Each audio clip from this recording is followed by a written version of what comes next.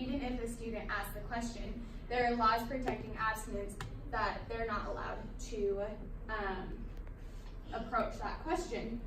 And so with that, a lot, at a young age, kids are being taught about maturation programming. So that's about 4th to 5th grade if you're taught in Utah. And that's a very awkward time in a child's life because they don't know about their body parts, and it's kind of a way of the school introducing their bodies and how it functions and things like that. But a lot of parents are against it because it borderlines maturation and sex ed. And a lot of parents think it's inappropriate, and the Salt Lake Tribune did an article on it a while back.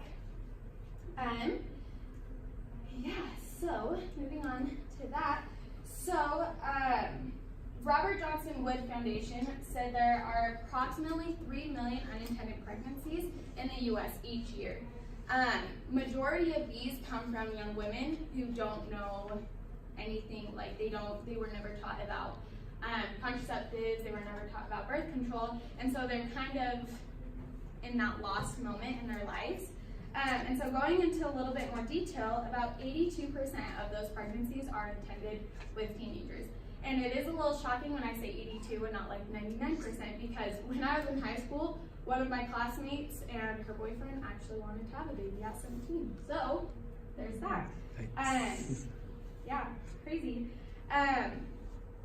So Elise O'Neill said that illustrating one of the biggest issues with abstinence-only education is not only does it not stop teenagers from having sex, but also doesn't teach them to have sex safely. So even if we're not talking about it in schools, we're still going to do it. And so with the STDs on the rise, in the past few years, for some reason, chlamydia, gonorrhea, syphilis, and other STDs have been on the rise. And majority of these new cases are from people the ages of 15 to 24. And an STD, people think like, oh, if I get pregnant at a young age, it's going to ruin my life.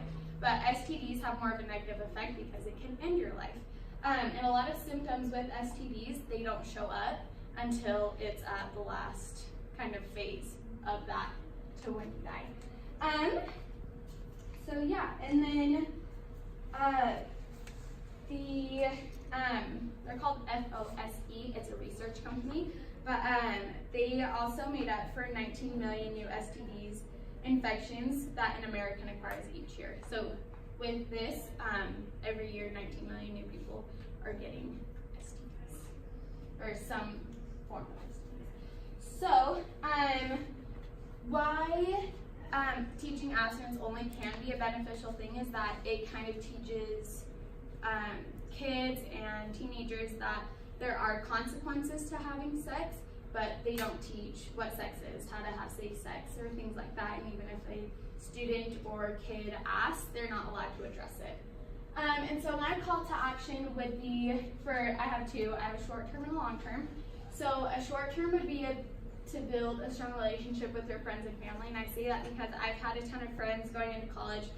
They're gonna have fun and they acquired a lot of STDs and they don't have a comfortable relationship with their parents or anyone really they can talk to about this subject. And so it's just kind of building that strong relationship where someone can come and talk to you about it.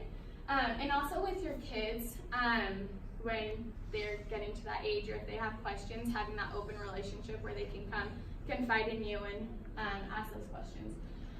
Long term, so this past year, Salt Lake Tribune took a poll and said they'd like teachers to explain about condoms and birth controls in classes. And so 68% of parents do support abstinence-based lessons, but they would like to see a little bit more of how to be safe.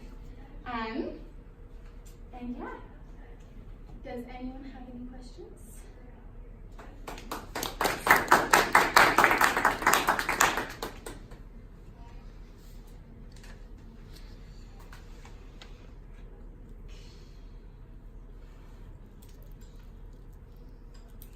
Yes. So, what if, for example, I don't want my kid to know about, I guess, what happens with sex and stuff like that. I'm not ready for, like, I want to be the one to teach them how Right. I Introduce that. Introduce that, thank you. No, you're welcome.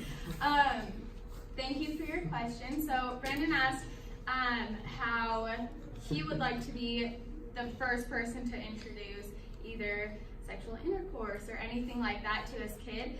So what I would say is, honestly, it'd be either they come, you know, we've all heard of those funny, mommy, how did I come to this world kind of question. And so it would, if they asked at a young age, I would kind of briefly introduce it to them, but not kind of introduce it where it piques their curiosity and they go onto Google and they get into other stuff. So it's more of like you want to introduce it to them in a manner where they'll understand completely, and then when they're older, they can fully ask you, if that makes sense. Perfect. You're welcome. Yes. Why? Camila, why did you wear that shirt? Thank you, Jacob, for your question.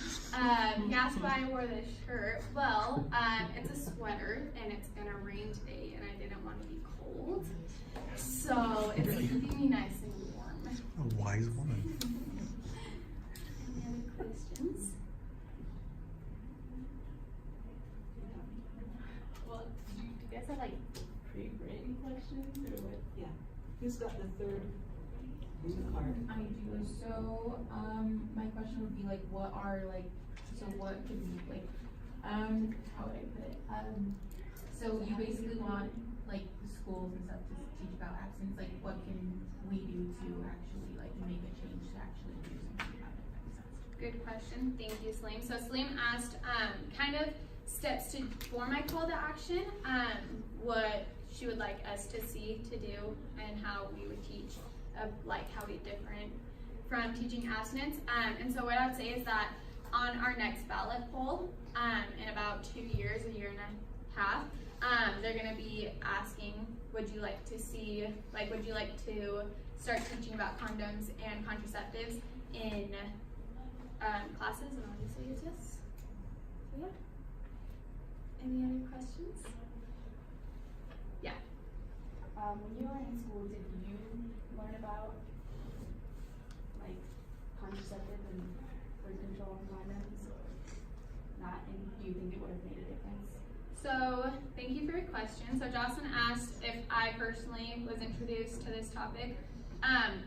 Kind of, but not really. So the way that I was introduced was I was taught about HIVs. I wasn't taught how we got HIVs. It was kind of like, hey, these are STDs. It's sexually transmitted disease or sexually transmitted infection. Figure out what that means, but we'll teach about it. So birth control, condoms, things like that, I was never taught. It was kind of like. Do you think it would have made a difference if you were?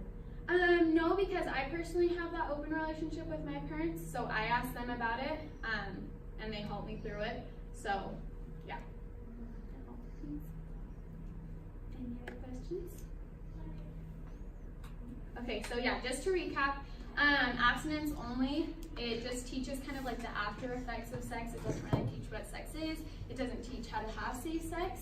And so I would just really love for you guys, because I have an awesome relationship with my parents, that I can go and ask them anything. And so when you guys have kids of your own, establishing that relationship, and same with your friends. And yeah.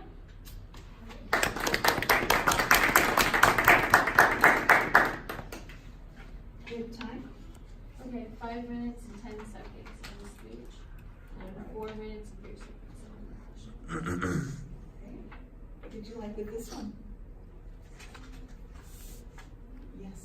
Just like how, like, there was a lot of sources with every single thing, like you could always tie something with someone or something, so it was really nice. Yeah. Really helped to have the research back it up. Yeah. Good. What else did you like? She had a short-term and a long-term goal. Yeah. Especially since the long term, what you really wanted us to do was quite a ways away. So having something else to help us in between was good. Yeah. What else did you see?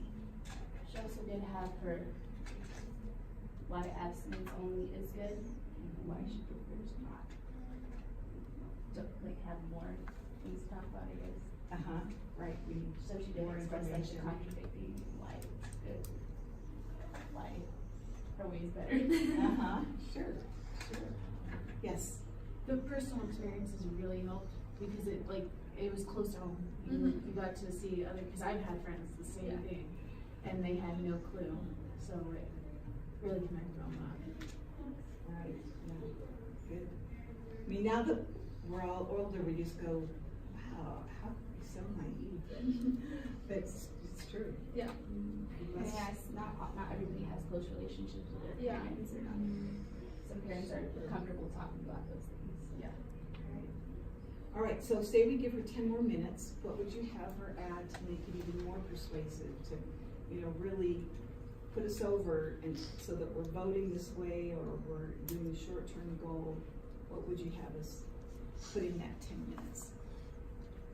What do you want to hear about this? I think just, for me at least, just going more into depth with like the curriculum and stuff like that, and Okay. just kind of like what is involved in teaching it, because I'm not from Utah, so Yeah. we learned, I guess, the complete opposite of UConn, so I just kind of want to see like more of the curriculum difference, and like some of the benefits, more benefits of those that have it and those that don't. Good idea. Comparison. Yeah, so some of those details, Yes. what's going to change. Yeah. What else would you have her add? To feed off what he was saying, show the results of what's like with the states that aren't teaching abstinence. Show them saying they're better off. They have less STDs. They have this or something like that. Way it kind of proves your point even more. Good idea. Right, the comparison and how their teenagers are doing, how effective that is. Good idea.